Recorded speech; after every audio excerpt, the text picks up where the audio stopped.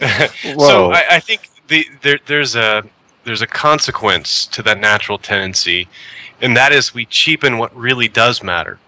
So, it doesn't really matter. We shouldn't really be grateful to the universe. Now, you can be grateful for the condition in that it gives you a sense of relief, or you're, happy it is not otherwise. But to offer gratitude to something non-personified is a waste of real gratitude. Absolutely. But I mean, that's the bizarre thing, is you are interacting with, you're right, something that has no gratitude circuits to reciprocate.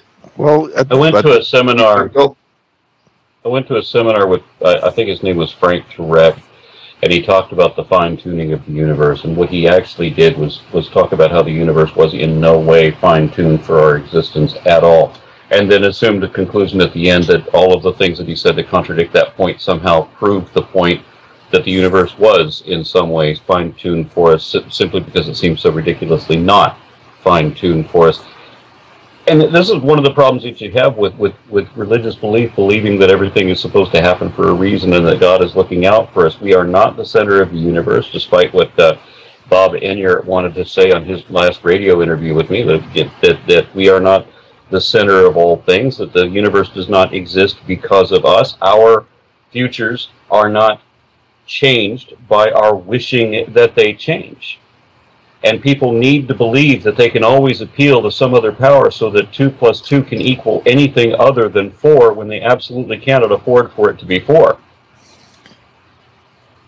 Oh, yeah. Sorry, go ahead. I forgot what I was going to say. I do that, sorry. Owen has that effect on people, don't worry. Well, I guess I can move on to this is almost a nonsensical point, but there's this concept in mathematics of a topos, which is a sort of generalized logic, and it turns out that there are it's sort of a mathematical universe of discourse. It's sort of, whatever, and actually you can say something a bit stronger than, well, you cannot afford for 2 + 2 to be anything but 4.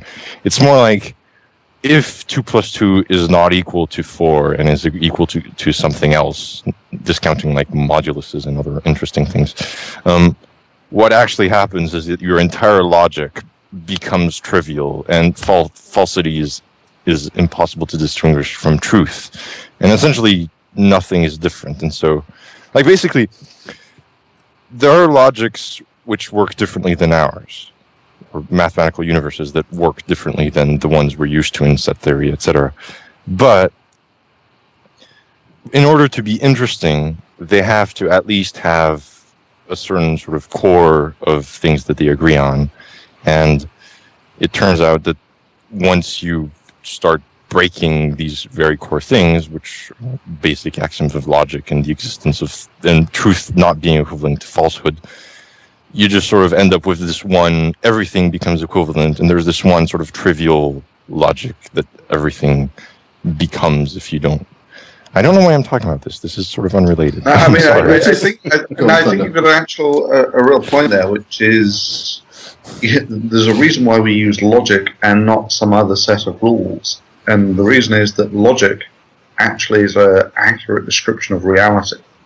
I mean, you could have any random set of rules that you want, but the reason that we settle on logic is because it's almost inherent from you're interested in what's true from what's not true. Well, those are just concepts that actually help you create predictive models of reality. Well, the thing there, though, is that what I'm sort of saying is that there exists multiple logics, and so one is almost tempted to say, well, if there exist many logics, then why pick one over any other? Can I just quiz you about that, because I don't fully understand what you mean by there are many logics. I mean, obviously, we set a, I think, so I think it was what Thunder was saying, that we set up a basic model. We make we have axioms such as 2 + 2 = 4, and we use those because that model has good track record of prediction and accuracy. What other models of logic are you referring to, and do they share that power of predictability and usefulness? Well, I'm sort of I guess, in general, thinking about various topos theoretical models of logic. They, but see, what I was trying to get at is that, well, okay. So the normal logic, set theory logic, has this thing called the excluded middle principle, the fact that things are either true or false, and that you have no sort of middle ground. Now, you can have other logics where this sort of isn't true. Like you can have sort of fuzzy logic where things can go from one end to the other when you have sort of like you're unsure about things. And I think there's sort of quantum logic that works even more differently, but I don't actually know how it works.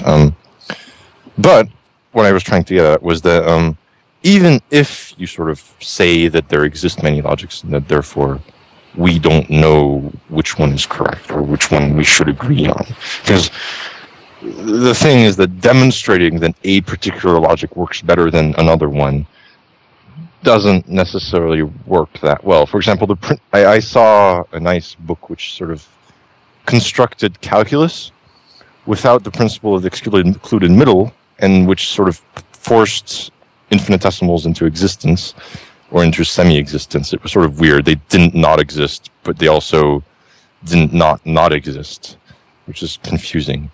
But it is confusing, and I think it's slightly drifting off the topic we had. And because I've got a couple of because we've got a couple of other people waiting, I will, if you don't mind, move on. I put it down to the fact that none of us can actually comprehend the points you're raising because we're not clever enough. Sometimes that. But thank you very much indeed. That then it doesn't at all relate to God's plan for you. yeah. Okay. Actually, can I just make a quick point on the William Lane Craig thing? You know, because the whole of the sort of cosmological argument is basically God exists outside of the matrix of time. So yeah, so God is basically dimensionality of time plus one. So he doesn't exist within time or something. But according to William Lane Craig, God is bound by logic. So it's one of those things. William Lane Craig can imagine a world without time, but can't imagine one without logic. Yes. So the inherent problem there is that time cannot be infinite because infinite number of things can exist. Thank you for that wonderful contribution, William Lane Craig. Big Lundy, welcome to the show. Hey guys. I just wanted to talk about near the beginning of the video, you started off with the whole purpose thing, and then purpose became this sort of attack on, well, apparently, obviously, if there's a purpose in everything, there's a purpose in, viruses, there's a purpose in, children dying and all that. I just think, while I agree with all these points, don't get me wrong, I just think there's sort of like,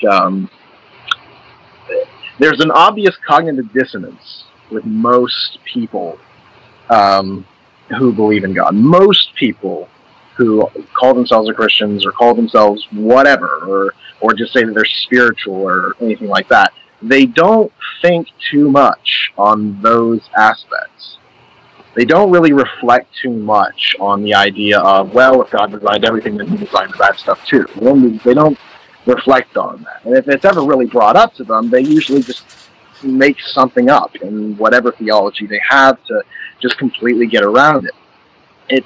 To me, when you discuss purpose, most people who believe in God and have some sort of theological mindset, they say, well, my purpose is whatever God says it is, and, I'll live my life and it'll be whatever God wants it to be, and they'll do this whole follow your heart thing, and they'll feel that that's sufficient. Whereas people like you and me who try to analyze this stuff a bit more will come up with so many different problems with this train of thought, and they won't really think too much about it. Moderates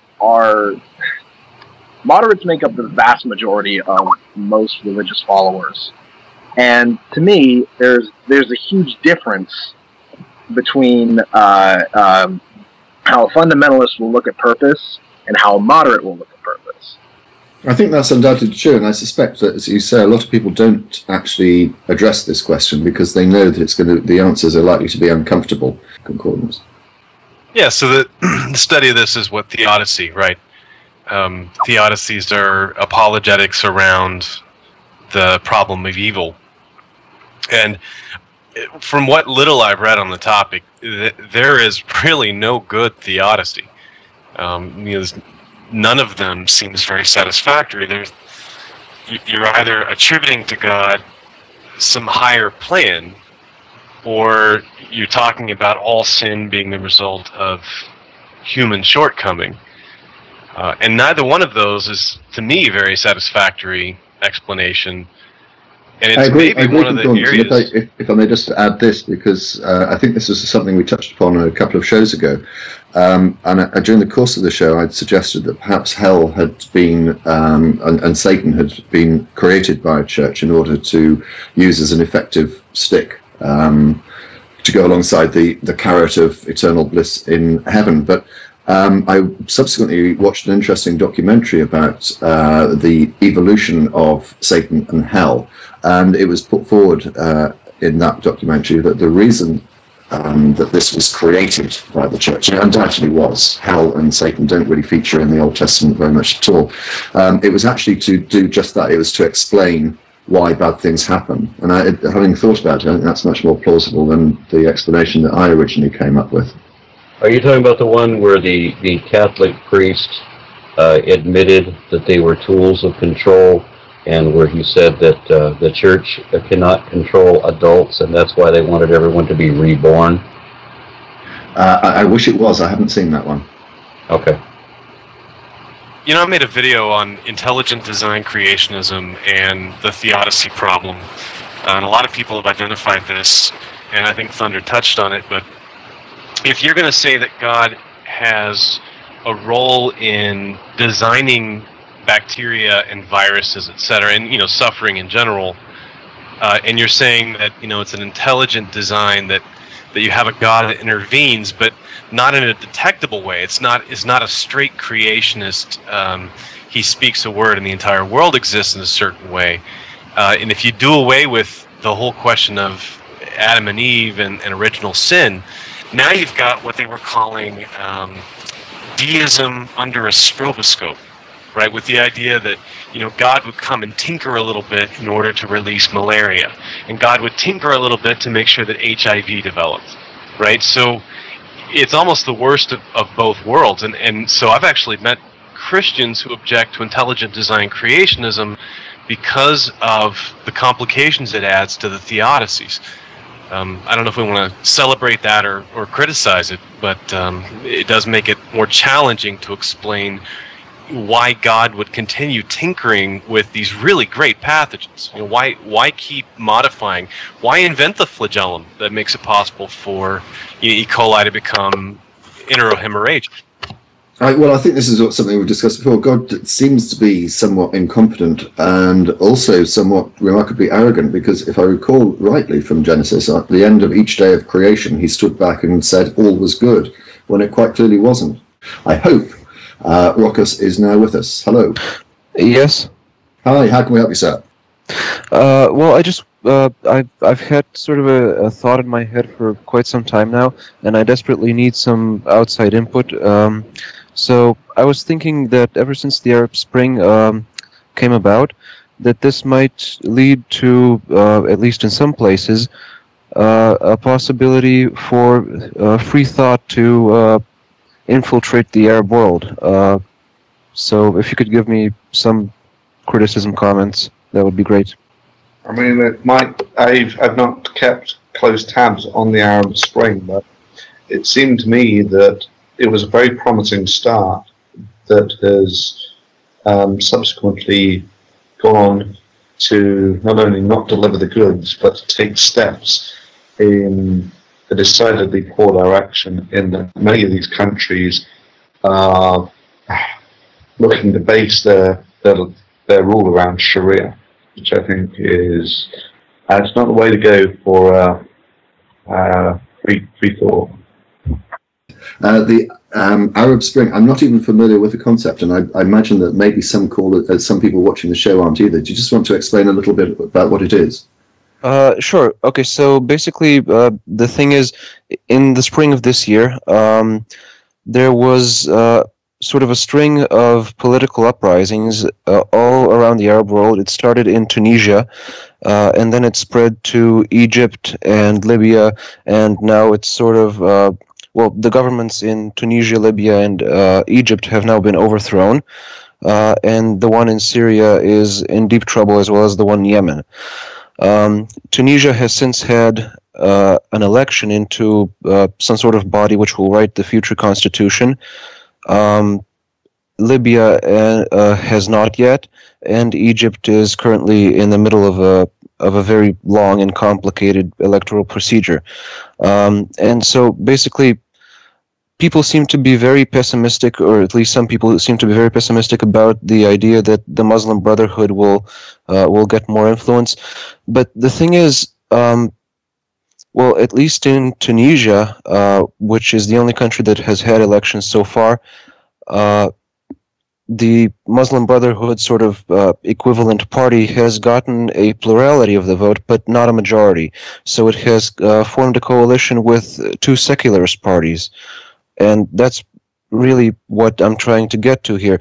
In Egypt, it's slightly less optimistic. The Islamists or the conservatives seem to have more power, but well, at least to me, it seems like if things are more out in the open, then there is more potential for change and speech in this direction.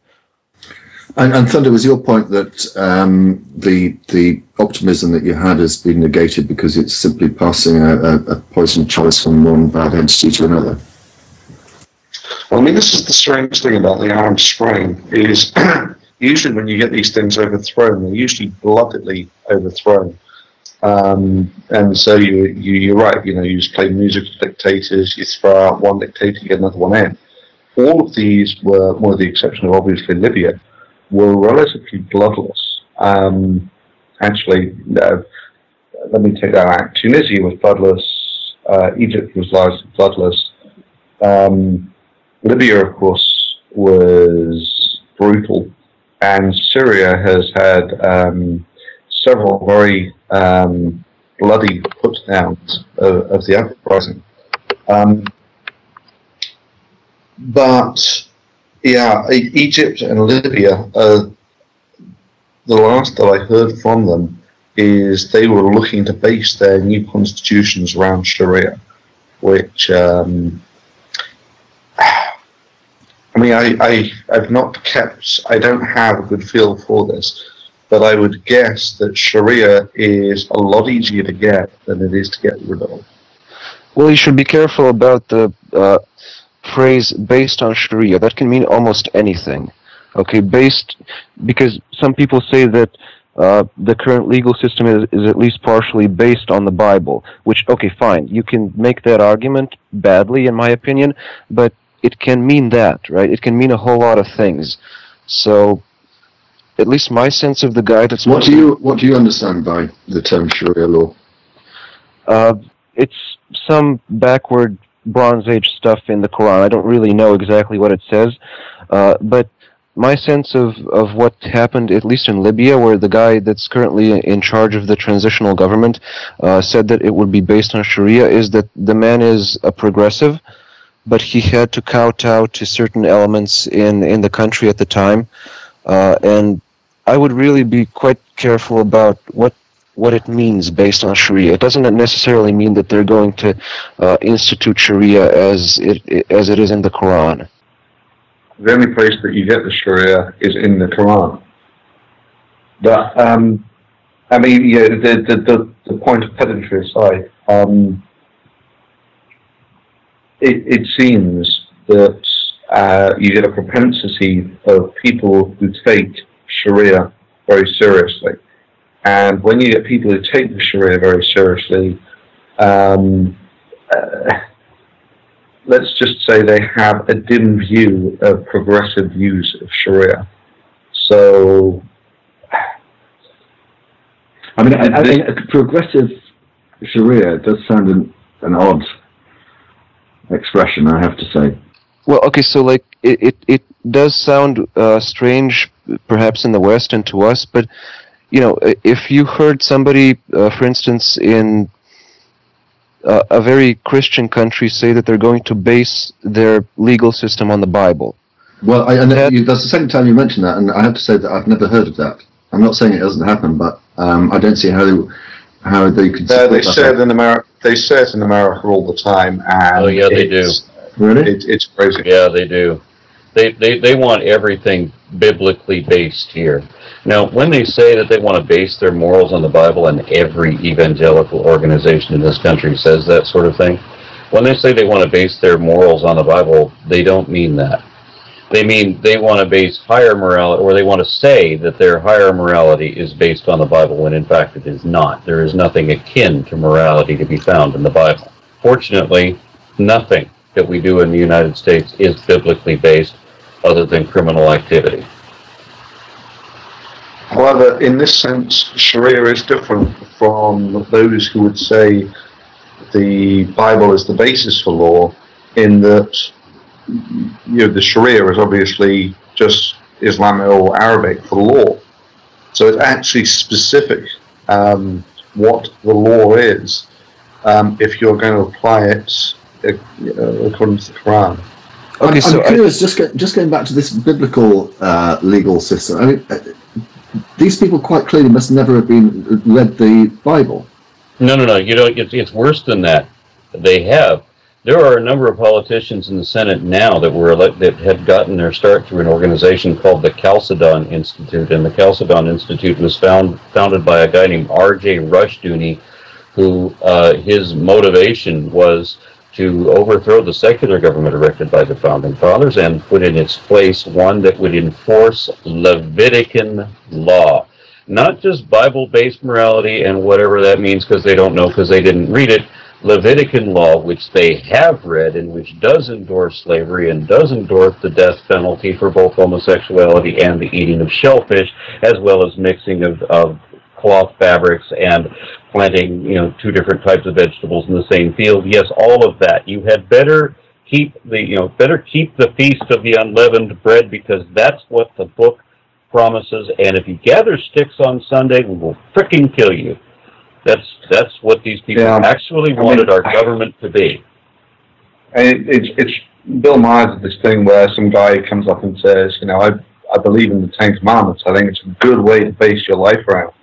Which Maher's instant comeback is, what, you think that not worshipping idols, swearing, and working on Sundays are things that those are really high priorities for you. So if you had a list of the 10 most important things that you thought were necessary for a safe and stable society, not worshipping idols would be on there, but rape wouldn't.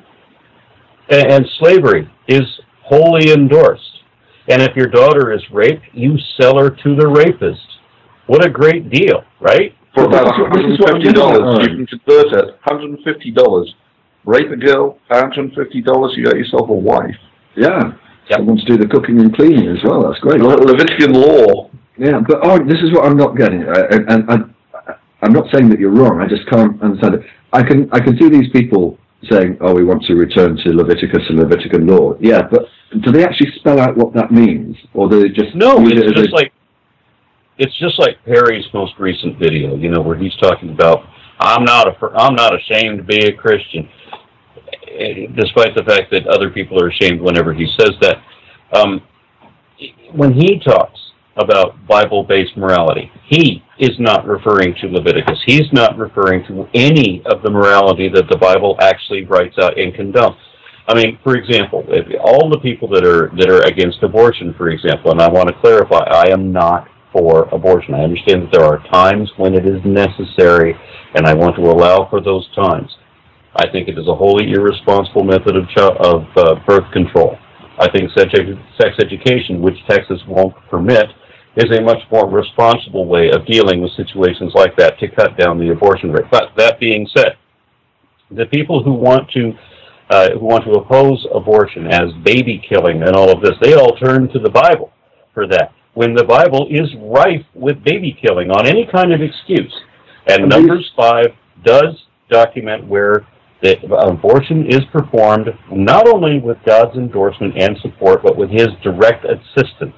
Yes, and these are the same people that fully support capital punishment.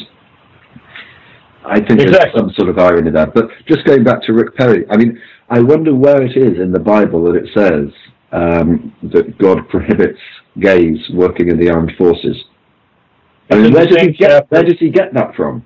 It's in the same chapter of Leviticus where they also prohibit the eating of shellfish. What? The death penalty is both. I think it's Leviticus 11. What? God said, faggots shall not fight for me. No, if a man lies with another man, sure. Yeah, but no, that's the same thing if you eat shellfish. Homosexuality. What's wrong with homosexuals working in the armed forces? I think Jesus endorses homosexuality. I don't know. Yeah, we've all heard that one. I had issue with you about that, though, didn't they, Thunder?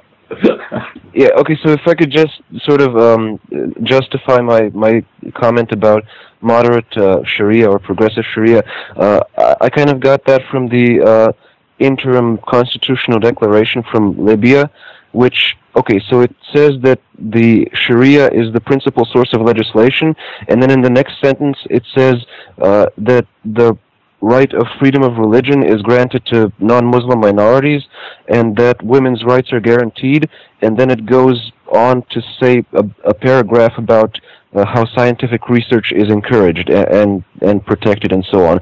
So that's kind of where I got it from.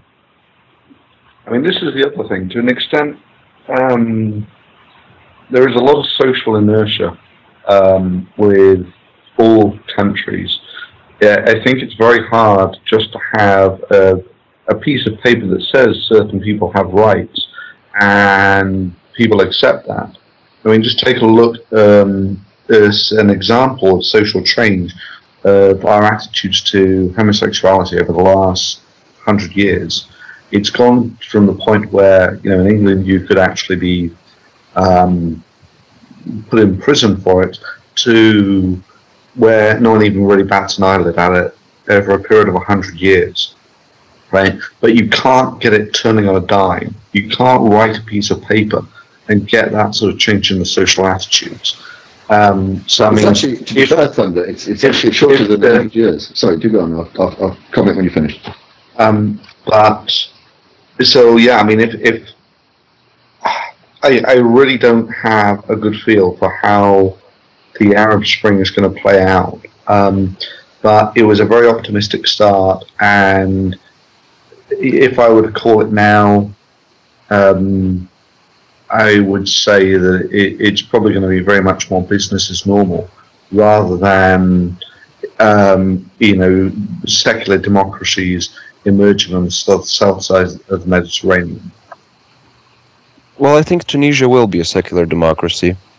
Tunisia maybe, but you know, as you get, how should we say, closer to Mecca. I had a coworker in the lab that was a practicing Muslim, and he went to school, I guess, in the 70s, and his parents went to school in the 50s, you know, in the Islamic world.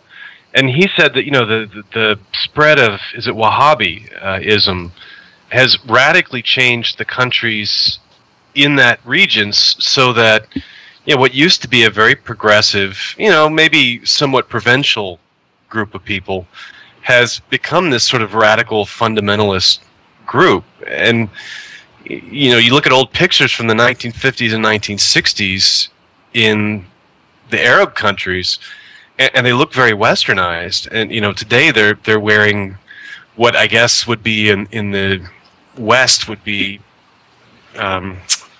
you know, Victorian costumes, or you know, some real throwback kind of thing, traditional, or Amish, I guess would be the equivalent. And I wonder if that's a trend that could be reversed. You know, a more modern Islamic world that would become more secular, where Islam would become something that you can actually lead. I suspect that this is a topic that's probably more suited for the Gin and Tonic Show, and let me give the shout out for them. The Gin and Tonic Show is a show similar to this, run by Almighty Athismo, Clinshaw, Stop Spamming One, and people like that. It is on every other Saturday.